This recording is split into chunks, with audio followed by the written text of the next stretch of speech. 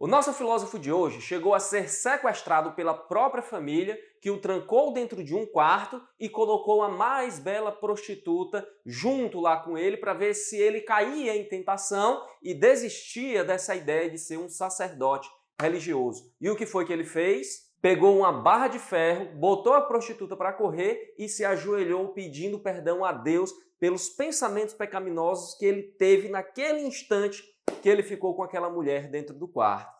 No vídeo de hoje nós vamos falar de um homem santo que se tornou um dos grandes doutores da Igreja Católica. Então já vai deixando logo o seu like, se inscreve no nosso canal se você ainda não for inscrito e ative as notificações para você não perder as nossas próximas publicações.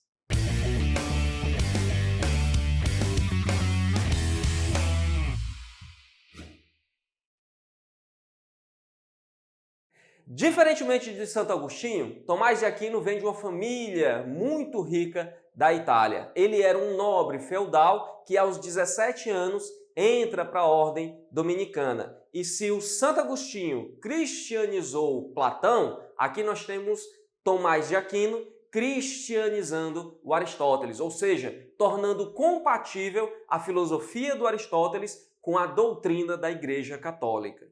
E se o lema para o Santo Agostinho era crer para entender, aqui nós temos o Tomás de Aquino dando uma valorizada para a razão e dizendo que nós temos que entender para crer. Ele publicou, pessoal, mais de 60 obras, mesmo tendo vivido aí pouco mais de 50 anos no século XIII. Dentre as principais obras do Tomás de Aquino, nós temos a Suma contra os Gentios, o Ente e a Essência e a sua grande obra, que foi a Suma Teológica.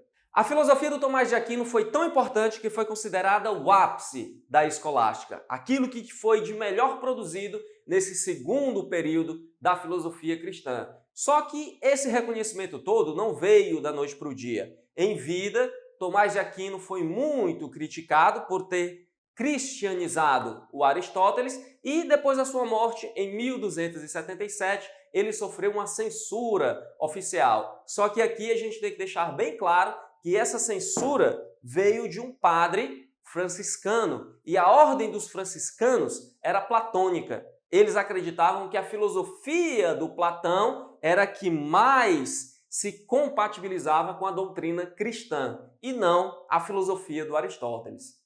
Mas os dominicanos, alunos de Tomás de Aquino, que não eram poucos, continuaram a propagar a sua filosofia. E pessoal, em 1323, Tomás de Aquino foi reconhecido como um homem santo pela Igreja Católica e foi canonizado.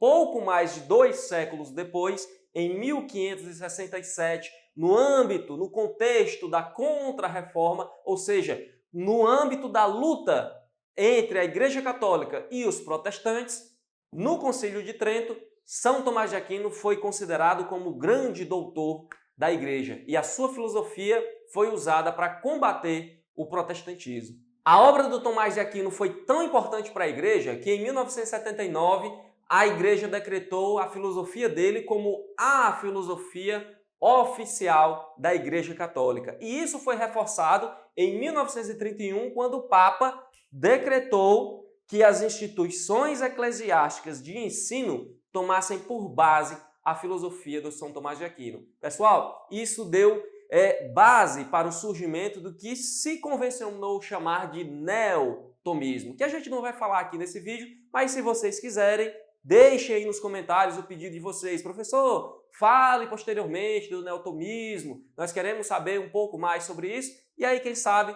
em um futuro próximo a gente lance um outro vídeo falando sobre esse assunto.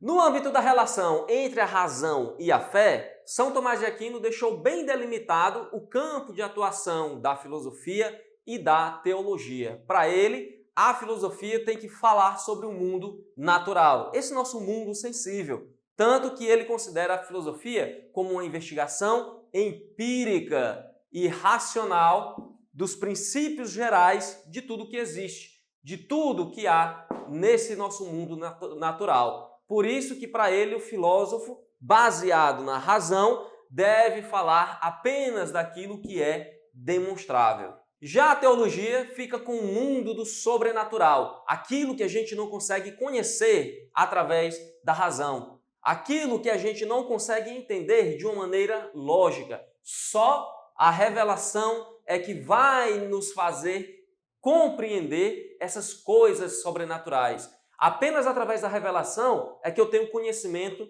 da Trindade, como é que Deus é um e três ao mesmo tempo. Só através da revelação é que eu tenho conhecimento da ressurreição da carne. Se eu for tentar explicar, entender a ressurreição de Cristo no terceiro dia após a sua morte de uma maneira racional, eu não vou conseguir, mas a revelação me dá esse tipo de conhecimento. Sendo assim, o teólogo ele não vai se valer da razão para falar daquilo que é demonstrável.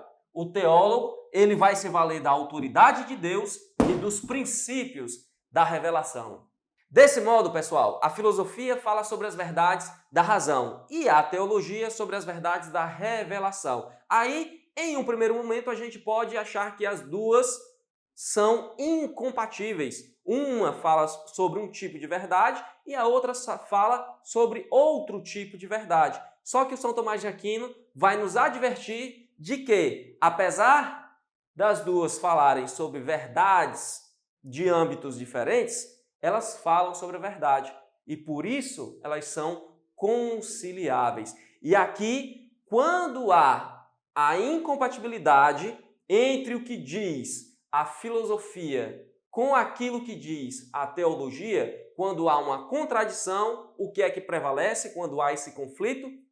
Os dogmas cristãos. Isso porque o São Tomás de Aquino vai nos dizer que a palavra de Deus é a verdade absoluta. Nesse sentido, a fé vai corrigir a razão quando a razão não puder alcançar uma verdade ou quando as verdades da razão forem incompatíveis ou contraditórias com as verdades da revelação. É a fé que é superior, é a teologia que é superior, apesar do São Tomás de Aquino dizer que nós temos que entender para crer e aí dar uma valorizada maior na razão, ele vai nos dizer que sim, é a teologia que é superior à filosofia, é a fé que corrige, que melhora, que aperfeiçoa a razão. Para a gente entender isso melhor, vamos compreender aqui o raciocínio. A filosofia trata daquilo que é natural, desse nosso mundo sensível, e a teologia do sobrenatural. No entanto, existem algumas verdades sobrenaturais que podem ser demonstráveis através da filosofia, como é o caso da existência de Deus e o fato de que Deus é a causa primeira de tudo. Tudo existe por causa de Deus. Na metafísica aristotélica, nós temos o estudo do ser enquanto ser e o estudo dos primeiros princípios. E aqui, o Aristóteles entende que o primeiro princípio de tudo é o motor imóvel. Tudo tem uma causa, tudo tem uma causa. E aí, quando a gente vai estudar as causalidades, ou seja, aquilo que deu causa, aquilo que deu causa, aquilo, a gente vai chegar no ente, no ser que é incausado, no caso, o motor imóvel. E aí, o que é que vai acontecer aqui? O Aristóteles não diz que é o Deus cristão, que é o Deus de Abraão, de Jacó e de José. Ele não vai dizer que é isso. Só que o São Tomás de Aquino vai dizer que esse motor imóvel que está lá na metafísica aristotélica como a causa primeira de tudo é Deus. Por quê? Porque a fé corrige, melhora, aperfeiçoa a razão. Os gregos antigos não tinham como ter essa ideia ainda, essa compreensão, por quê? Porque ainda não havia a revelação. Eles estão, quando, pessoal? Há 4 séculos antes de Cristo. Só que, posteriormente, vem a igreja e mostra que os filósofos não estavam assim tão errados e que a revelação já estava lá com os filósofos, mesmo de forma incipiente, mesmo de forma, assim vamos dizer, um pouco fraca. No entanto, estava lá. E a fé, a revelação, vem corrigir a razão. Os dogmas cristãos prevalecem sobre as verdades da razão. E mesmo que alguém diga, ah, mas Aristóteles não estava falando que era o Deus cristão o motor imóvel. Mas São Tomás de Aquino está corrigindo Aristóteles, compatibilizando a filosofia do Aristóteles com a doutrina católica, ou seja, ele está cristianizando o Aristóteles. Sempre que a filosofia disser algo que contradiga ou que não esteja tão assim de acordo com a teologia, com a fé vai lá e corrige a razão. Bom, pessoal, mas o pensamento do São Tomás de Aquino ainda hoje é muito forte e influente. Tanto que nós temos vários neotomistas usando a filosofia dele para combater os males da modernidade. Se você gosta de filosofia e quer entender melhor toda essa discussão, bem como toda a história da filosofia, clica no segundo link aqui da descrição e faz a sua matrícula no nosso curso de História da Filosofia. É um curso bem completo, didático, aprofundado, onde você vai estudar de uma maneira bem didática a filosofia desde o seu surgimento lá na Grécia Antiga até os nossos dias de hoje, passando por toda essa discussão da filosofia cristã também. Clica no segundo link aqui da descrição, faz a sua matrícula que eu tenho certeza que você vai gostar. Dúvidas nos comentários, eu vou ficando por aqui, um grande abraço e até a próxima.